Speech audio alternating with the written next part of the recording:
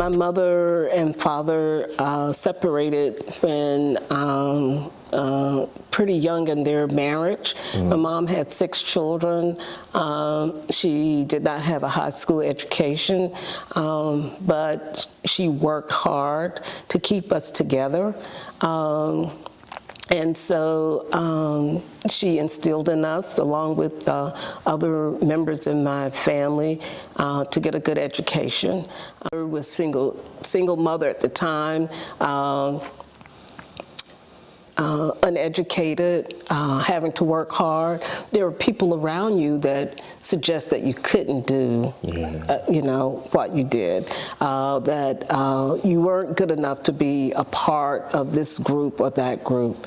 And she would say, just stick to your path. You stick to your path. You go in the direction you're supposed to go in. But those voices are sometimes in your ear, and sometimes it's hard to get them out. I did. I succeeded academically in high school. I succeeded academically when I went to undergraduate school. I succeeded academically even at Bowman Gray, even though I hadn't been as well prepared as some of the others. But even so, I still had that noise in my ear. And so when I finished at Howard, I was intern of the year. The year that I was there, that's all the specialties in the hospital. And I became chief resident. I still had that noise in my ear. Wow. Yeah. And so over the years, with growing more in my faith and understanding that God loves us, who we are. None of us are perfect, but He wants us to use the talents and gifts that He's given us. And so I have developed a peace in myself over these years that my faith has given me. I still have to combat that noise in my ears sometimes. I still have to remind myself that, no, you're okay. You're okay because you're God's child. You're okay. And so, but it has been a journey, and yet I still have accomplished, even with that noise in my ear. There's you know, I think people will look at me and say, oh no, she doesn't have any of that. Yeah, she's self-assured. She thinks she can do anything. They don't know that battle that I've had in my head, you know, to get there. And really what has helped me is the Word of God, to get into that Word, examine myself, and then try to live the best life I can. Absolutely. Absolutely. And you said you were chief resident. So I can't skip past that. Like, how did you get to that point? And then when you got to that point, like, what was it like? So it was really funny. So I was at Bowman Gray School of Medicine. I've always been active in extracurricular activities. They had a Student National Medical Association, which is the Black Medical Association. We had the AMA, the American Medical Association, and the Student National Medical Association is an arm of the National Medical Association. So I was active with that when I was at Wake Forest, and they were having a regional meeting down at Chapel Hill, and so we organized at Wake Forest to go down to Chapel Hill, and at that regional meeting was the chairman of the Department of Medicine from Howard University there, and so I think I had to do a presentation at that meeting, and after the meeting he came up to me and said, I think you're Howard material. I was like, Howard? He said, yes. This was kind of in the fall of 1976. I graduated from medical school in 1977. And so this is in the fall of 1976. We haven't matched, and a match is where once you graduate from medical school you decide what internship you're going to get into, and at that point I knew I wanted to do internal medicine. Yeah. And so he says, yeah, I think you're Howard material. He says, you know Yvonne Weaver? I said, yes, she was a graduate from Bowman Gray. He says, yeah, I'm so impressed with her. She's really good. She's a resident at Howard, and I can see some of her in you. And I was like, really? Yvonne is brilliant. Yeah. And so he said, if you want, you can come to Howard and do your internship. And honestly, during the time that I was in medical school, blacks in majority schools was rare, women even rarer. Right. And I was exhausted from the experience, exhausted from the racism that was there, both in terms of some of the department heads and some of the patients that you had to deal with. Right. It was, you know, it was palpable. Yeah. And so I thought, okay, Howard has a good reputation. I think I'll do that. Yeah. And so I went to Howard. And like I said, when I got to Howard, of course, it didn't have some of the equipment and the level of health care that they had at Wake Forest, at Bowman Gray. They were not as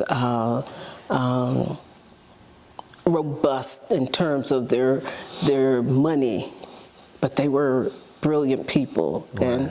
and taught good clinical medicine. But when I went to Howard, I excelled. I did well. I was a standout in terms of all the interns in all the departments, and each level. And so when I got to be my third year, Dr. Townsend asked me to be a chief resident. And so it came with hard work, though. I mean, there's no givens in life. Right. I mean, you still have to perform. And so I did. And I think I also had some leadership skills. Yeah. And he could recognize that. Absolutely. So, but, you know, the buck always stops with you if you're the chief, you know? So if things go well, you get the accolades. They don't go well, you know what I'm saying? Get the rest. so being chief, you know, doesn't always translate it to, you know. Praise. Yeah, exactly. Exactly. And I only have a couple more questions, but you said something that sparked something else, though. You talked about dealing with racism in the medical field. And I understand that you're going to deal with that to a degree in your industry. But what really piqued my interest was, how do you deal with a patient who is racist? Like, because your job is to help them, but now they hate you literally because of the color of your skin.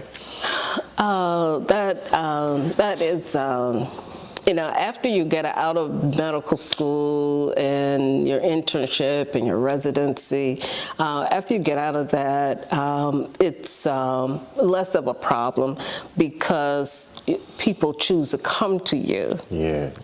So I was in, by the time I got out of all of that, they choose to come to me, they know me.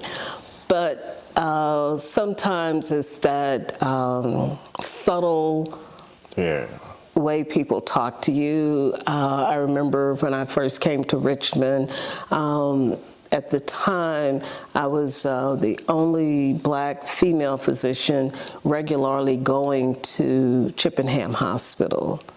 And so you come on the nurses' floor, and you know, first they want to know who you are. You know, you got to introduce yourself. It's almost like you got to give your whole credentials. Yeah. You know, even though you know they know you're on staff, or it's those kind of subtle things like that. Yeah. When I was in medical school, the way we dealt with it was, you know, I would say to them, "I'm a student, and I'm here to learn, and I hope you'll let me take care of you." If they said yes, then it was smooth sailing. If they said no, I would go to my resident or intern at the time, because you had a pecking order: students, interns, residents, and fellows. Yeah. And then the attending physician, I would go to whoever was in charge and say, that patient doesn't want to see me or allow me to work with them. And most often they would abide by the patient's wishes. They wouldn't insist to the patient to say, hey, you know, this person is here learning, capable, and that sort of thing. You didn't always get that kind of defense. And so that made it difficult.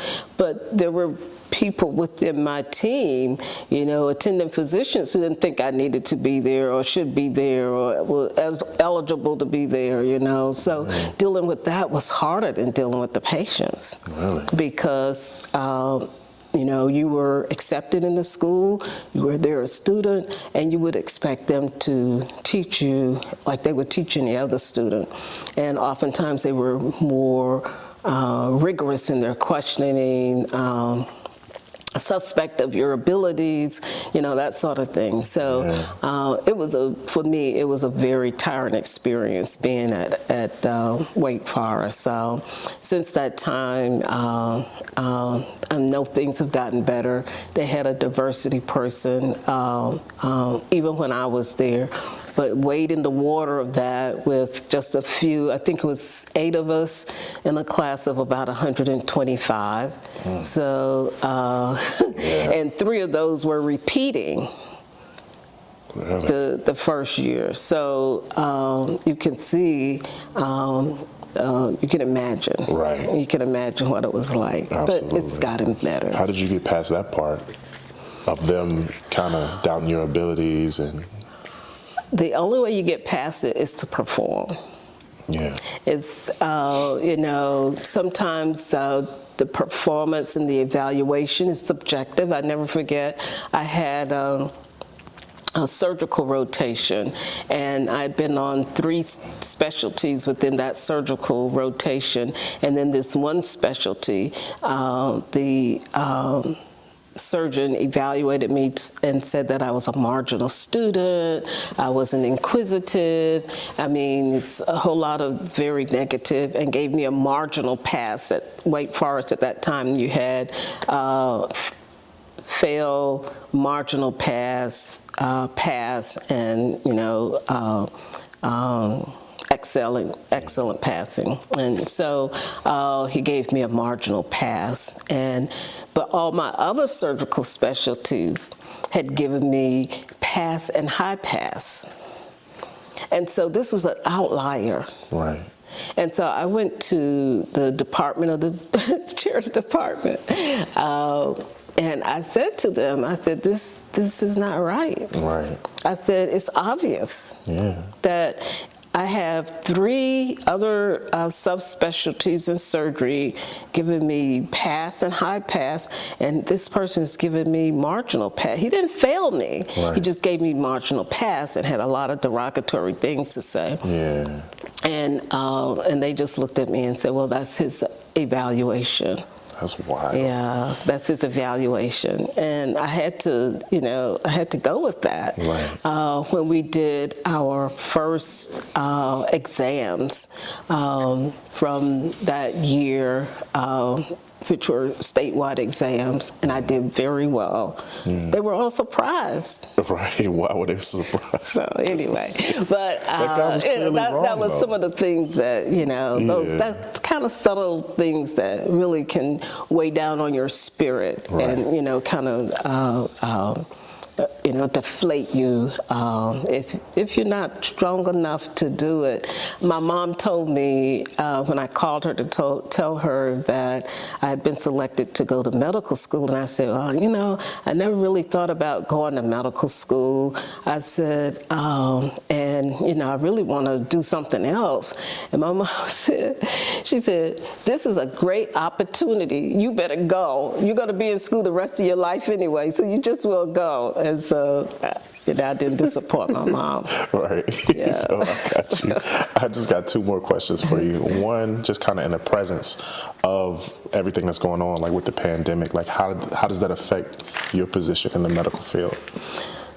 Oh, wow. It has, this pandemic has really you have to change your whole perspective. One of the things that the pandemic has done has uncovered, I won't say unearthed, it's always been there, but uncovered the real inequities in our healthcare system, inequities in access, inequities in the way care is delivered, inequities in disease processes. It has really been very troubling in a country as wealthy as our country. Yeah. So just dealing with that. Right. But I've always dealt with it. I mean, in terms of the types of patients I've had to take care of. But when it's just so almost kind of like universal, it really, weighs on your thought processes. Then to be an independent physician, practicing medicine, in a business, having to restructure our business so that we can stay in business, that is an additional strain and weight. And then just to be able to advocate for our providers, our physicians, and you have to make some place for them. You have to ensure that they can stay in practice, and then we have all these people who are sick that need to be able to get to doctors, but what it does is spur you on to find solutions.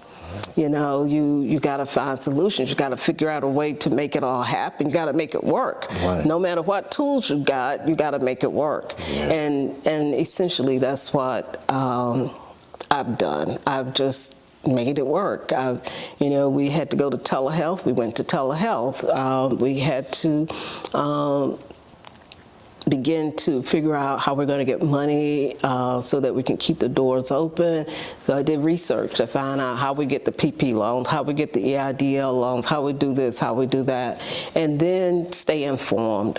Right. You just got to stay informed.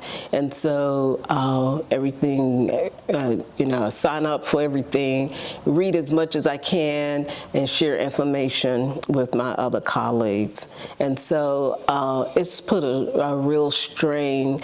Again, I go back to my faith. I go back to the Word of God. It keeps me going, I know that even through all of these distresses, that He's there for us. Mm-hmm. He will take care of you, and you do your part. You do your part. And so I'm grateful. I'm grateful that not as many of my patients have been adversely affected. I've lost a few.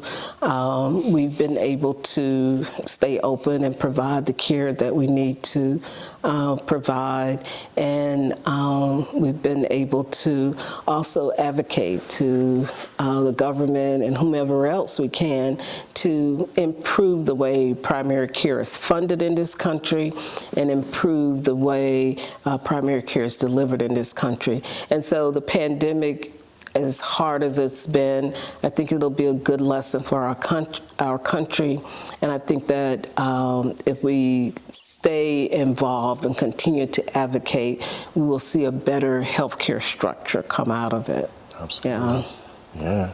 Well, no, I definitely appreciate you sitting down with me and sharing all your experiences. My only final question is this: what's next for Dr. Joseph?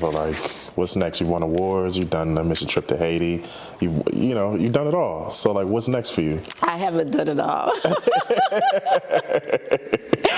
And I haven't done it all yet. And like I said, I won't tell myself no. Some of the I talked to my colleagues, my classmates. Last year would have been my 50th year graduating from high school, and so we were celebrating, and of course we couldn't do it because of COVID, so we're going to do it this year. And of course, 4 years after then, I'll be celebrating, if God allows me to be here, 50 years graduating from college. And so when I speak to my classmates, they say, "Oh, you still working, Lurla? You still working, Lurla?" And I say, "Yes, I'm still working, you know, and yes, I'm looking for new territory to blaze, and yes," and so, and they said, "Well, you know, you're getting older." I said, "Well, my favorite story in the Bible is when God called Moses." I said, That's true. Moses was in retirement age, but he kept on working. Right. So I said, "I'm gonna keep working," but yeah, they said, "Well, you know," one friend told me, she said, "Well, we don't live as long as Moses does." I said, "Well, I will go out still working." So, right. yeah, but anyway, I think that there's so many possibilities. I started this organization, Accountable Care Organization, some years ago, and it has been very successful. But I'd like to see more African American physicians in more stable position in independent medical practice. And so my goal now is to just kind of build on that, truly leave a legacy. When I came to Richmond over 30 years ago, we had more than 50 African American doctors in private practice, their own practices and that sort of thing. We might have 10 in private practice now. I believe private practice enriches a community. And so I would like to do something that can somehow sustain that. And that is, and I don't know how that'll happen, but that's my next big adventure, if I can have a big adventure. Absolutely. Well, Dr. Joseph, thank you so much again.